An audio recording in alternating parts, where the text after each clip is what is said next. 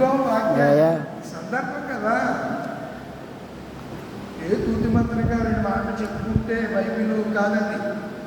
మీరు ఈరోజు మీరు ఎన్నడూ వినని సంగతి ఇది. నేను ఎక్కడ ప్రారంభించాను? ఆది కాండంలో రాత్రి వేళ మెల్కీసెదెకు అబ్రాహాముకి ఏమిచ్చాడు? చెప్పరేంటలా రొట్టెను. అంటే యేసు ప్రభు వారు మనకి 14వ అధ్యాయంలో ఆయన చేయబోయే కార్యాన్ని ముందు ఎవరు చేసి చూపించాడు? మెల్కీసెదెకు చేసి చూపించాడు. క్రీస్తు యొక్క శరీరానికి సాదృశ్యమైన రొట్టె, క్రీస్తు రక్తానికి సాదృశ్యమైనటువంటి ద్రాక్షారసమును మెల్కీసెదెకు ఎవరికి ఇచ్చారట? ఎవరికి ఇచ్చారు? అబ్రాహాముకు ఇచ్చినట్లుగా మనం చూస్తూ ఉంటాము. మీకు ఇంకొక విషయాన్ని చెప్పి ముగించేస్తాను, టైం లేదు. ద్వితీయోపదేశకాండం 16వ అధ్యాయంలో, ద్వితీయోపదేశకాండం 16వ అధ్యాయంలో 16వ అధ్యాయంలో ఒక అద్భుతమైనటువంటి సంగతిని ఇక్కడ మనము చూడగలుగుతూ ఉంటాము. ఏమిటి ఆ మాట అని మనం ఆలోచన చేస్తే 16వ వచనానికి వచ్చేది. 16 ఏటికి 3 మార్లు అనగా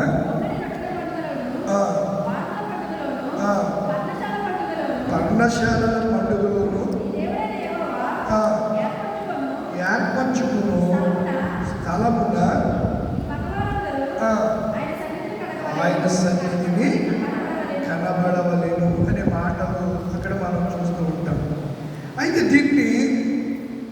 దీనిని గురించి దేవుడు ఇంకా ఏం చెప్పాడో నేను మీకు జ్ఞాపకం చేయాలని ఇష్టపడుతున్నాను. దీన్ని ఎవరు తినకూడదంటే సున్నతి లేని వారు, అనగా బాప్తిస్మము పొందని వారు. సున్నతి బాప్తిస్మానికి సాదృశ్యము.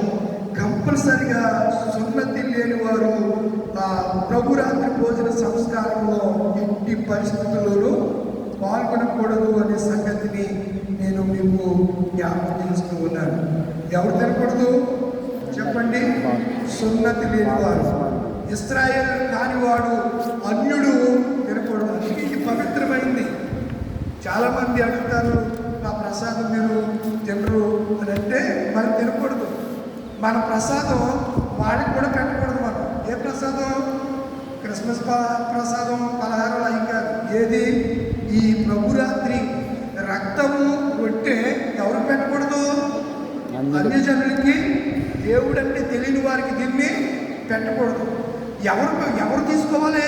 దేవుడంటే తెలిసిన వారు, మారు మనసు పొందిన వారు, బాప్తిస్మము పొందిన వారు మాత్రమే ఈ రక్తాన్ని, ఈ రొట్టెను తినాలి అనే సంగతిని నేను జ్ఞాపకం చేస్తున్నాను. ఆ విధంగా ఇశ్రాయేలు ప్రజలు ఎప్పుడో క్రీస్తుకు పూర్వము మోషే కాలంలో వారు ఆ ఐగుప్తు నుంచి బయటకు వస్తున్నప్పుడు వారు ఏం చేశారు?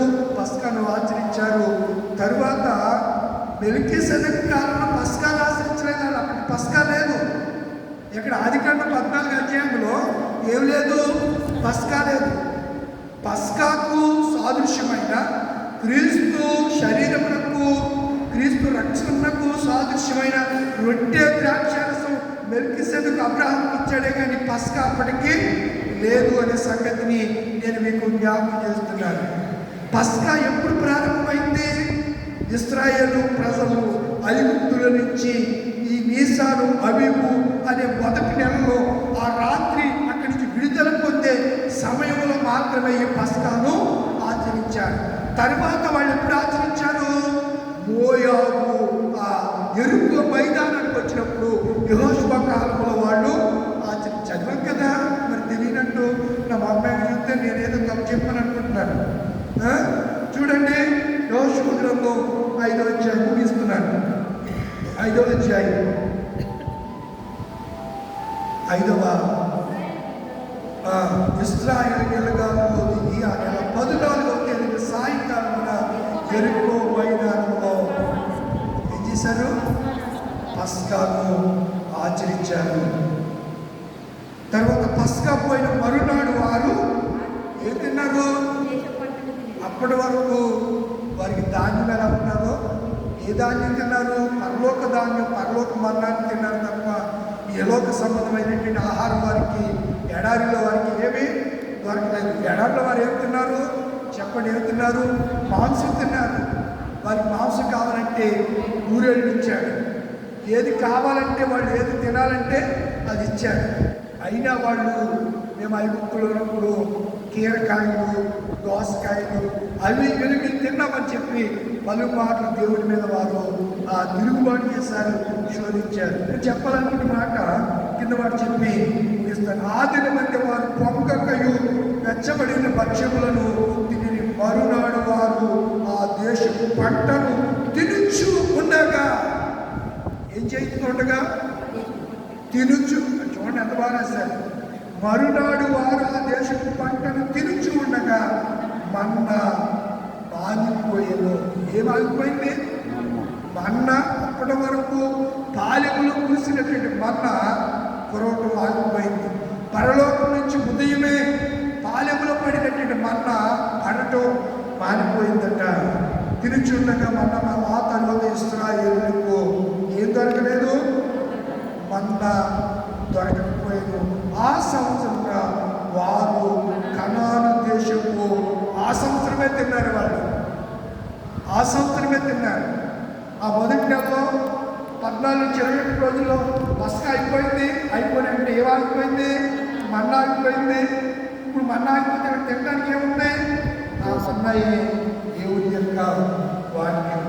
ఇప్పుడు వేసుకుంటారు, పరలోకం నుంచి దిగి వచ్చిన మన్నాను నేనే, పరలోకం నుంచి వచ్చిన మన్నాను నేనే, నన్ను తిని త్రాగువాడు నిత్య జీవం కలిగిన వాడు, అంత్య దినాన్ని నేను అతన్ని లేపుతాను. అంటే తినమన్నాడు కదని మనము వివేచించకుండా తినకూడదు. చాలామంది సెంటిమెంట్ నెలలో తీసుకుపోతే ఎవరు అయిపోతుందేమో అని కొంతమంది ఎలా పడితే అలాగా తీసుకుంటారు. అది కరెక్ట్ కాదు. మీరు బైబిల్లో నేను ఇచ్చిన రిఫరెన్స్ మీకు ఏం డౌట్ ఉన్నా, చిన్న మీకు అనుమానం వచ్చినా, డౌట్ వచ్చినా చక్కగా అడగచ్చు. మీకు ఆ రిఫరెన్స్తో పాటు చక్కగా దాన్ని కూలంకషంగా పరిశుద్ధాత్మ దేవుడు మీకు బయలుపరుస్తాడు. ఆ బయలుపరిచే కృప దేవుడు అనుగ్రహించినటువంటి ఆ విధానం నేను మీకు చెప్తాననే సంగతిని కూడా నేను మీకు తెలియజేస్తూ ఈ దినాన్న ప్రభురాత్రి భోజనం ఒక అంశం ద్వారా మనం ఎన్నో సంగతులు నేర్చుకున్నాం. ప్రభు బలం వరకు సిద్ధపడతాం. అట్టి కృప దేవుడు మీకు అనుగ్రహించిన కాక. టైం సైకిల్ వచ్చేసారా? ఎంత దాన్ని కట్ చేసి చెప్పినా టైం అసలు సరిపోలేదు. మంచిది. మీ ఆసక్తిని బట్టి మీ అందరికీ ఈ చివరి ఉదయకాల సమయం రేపు ఊరుకుంటారా? ఉదయం రేపు ఉదయం ఉద్యోగం వస్తారా? మార్నింగ్. సరే, మీ అందరికీ కూడా హృదయపూర్వక వందనాలు. మరి మార్నింగ్ వస్తే మళ్ళీ 9కి ప్రేయర్ ఉంది, చూడండి. అమ్మునతోటి ఉదయం నేను మరి చేస్తామంటారా? ఫ్రైడేకి ఎలాగ వస్తామమ్మా? అది ఎలాగా ఆ కార్యక్రమం సిటీలో మీరు మాట్లాడుతున్నారు కదా. మంచిది. చివరి శుభాలు తెలియజేస్తున్నాను. మీరు చక్కగా ఇన్ని దినాలు నేను రాకపోయినా మాస్టర్ గారు అంటే 6 వారాలు అంటే 6 రోజులు ఆయన నెలలో ప్రతి వారంలో ఒక రోజు వచ్చాడు. 6 వారాలు అంటే 6 రోజులు ఆయన ఖచ్చితంగా మీ మధ్యలోనికి వచ్చారు. నేను 3 రోజులు కవర్ చేయగలిగాను. ఇంకో 3 రోజులు బాకీ ఉండిపోయింది. ఏదేమైనా మిమ్మల్ని అభినందిస్తున్నాను, అప్రిషియేట్ చేస్తున్నాను. మీరు ఆత్మీయ మేలు పొందుతారని, బలం పొందుతారని మనస వాచ్య కర్మగా ప్రభువుని నమ్ముతూ విశ్వాసంలో మీరు ఇంకా స్థిరులుగా కదలని వారిగా ప్రభు కార్యాలయంలో ఆసక్తి కలిగి దేవుని యొక్క కృపలో కృతజ్ఞత పూర్వకంగా క్రీస్తు యొక్క రాకడ కొరకు, రాజ్యం కొరకు సిద్ధపడతారని విశ్వాసంతో నమ్ముతూ మీ కొరకు ప్రార్థన చేస్తారని మరొకసారి మీ అందరికీ శుభాలు తెలియజేస్తున్నాను. God bless you all. మీ అందరికీ శుభాలు తెలియజేస్తున్నాను. దేవుడు మిమ్మల్ని దీవించుగాక. ప్రార్థన చేసుకుందాం.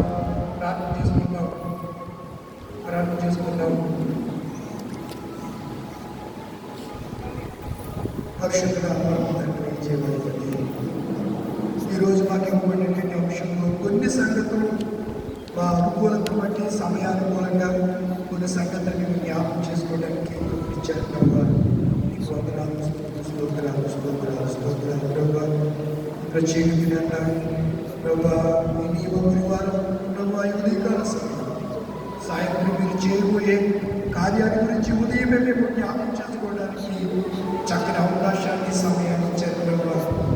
ఇప్పటికీ 38 దినాల నుంచి పిల్లలు ప్రతి ఉదయం సన్నిధిలో ప్రభు ఆసక్తి కలిగి కనబడుతున్నాయి. నా సహోదరులను ఇది కుమార్తెలను నా తల్లులను నీ చేతికి ఆహ్వానిస్తున్న బలపరచండి ప్రభు. యెహోవా వరకు ఎదురు చూచేవారు నూతన బలం పొందుతారని, పక్షిరాజు అమ్మని కొరతదవుతారని, ఏలుతో మీరు తృప్తిపరుస్తారని, అలయక సమస్యలక సాగిపోతారని పరిగెడతారు లేఖనాలు సెలవిస్తున్నాయి. అట్టి కృపై బిడ్డలందరికీ మీరు దయచేయండి. ఈ చివరి ఉదయకాల సమయంలో పలహారం సిద్ధపరిచినట్టు పాల్పడి ఇస్తారు గారి వేగి కరుణ గారి మీ కుటుంబాలను బట్టి నీకు వందనాలు స్తోత్రాలు మరి బిడ్డలు దీవించండి. ఎన్ని దినాలు ప్రతి ఉదయం ఎంతో బాధపడగా ప్రయాసంగా దాని అంతటిని ఓర్చుకుని చక్కని పరిచయం చేసిన నా ప్రియ సోదరుడు నీ కుమారుడు హిమాలయం పోసేసి బట్టి నీకు వందనాలు స్తోత్రాలు ప్రభావ. నేను అన్ని దినాల్లో ఏ రోజు తీసుకెళ్ళకుండా ఉదయ సాయంత్రాలు నీ దాసులు చేసిన పరిచర్యను బట్టి ప్రభావ ఊరంతా ఆశలను నీ కుమారుడు దయచేయండి. అలా ఉదయ సాయంకాలాలు నీ సన్నిధికి వచ్చి నీ సన్నిధిలోని వాక్యం ఉన్న బిడ్డలందరినీ ప్రక్షాళన చేయండి, దీవించండి. నీ మహిమ రాజ్యం వరకు మీరు సిద్ధపరచమని ప్రతి ఉదయం కొంతమంది బిడ్డలు చక్కని ఆరాధన చేశారు, కొంతమంది ధ్యానాలు చేశారు ప్రభావ. వాళ్ళకి ఇంకా ఆత్మీయమైనటువంటి లోతుల్లోనికి పీకల్లోకి అనుభవంలోనికి శీలమండిను నడుపు కాకుండా ప్రభావ పూర్తి అనుభవంలోనికి ఆత్మీయ జీవితంలోనికి వారందరూ నడిపించమని ఉదయకాలం పలహారం సిద్ధపరిచిన కుటుంబాన్ని చేరువచ్చిన బిడ్డలందరినీ కూడా దీవించమని సాయంత్రం వల్ల మేము కలిసి అద్భుతమైన సంగతులు మేము జ్ఞానించే పర్యంతము ప్రభాని కృపాని కాపుదల మాకు అందరూ అనుగ్రహించమని ఉదయకాలం దీవులతో నింపమని యేసునామమున అడుగుచున్నాను పరమ తండ్రి. ఆమేన్. పరలోకమందున్న తండ్రి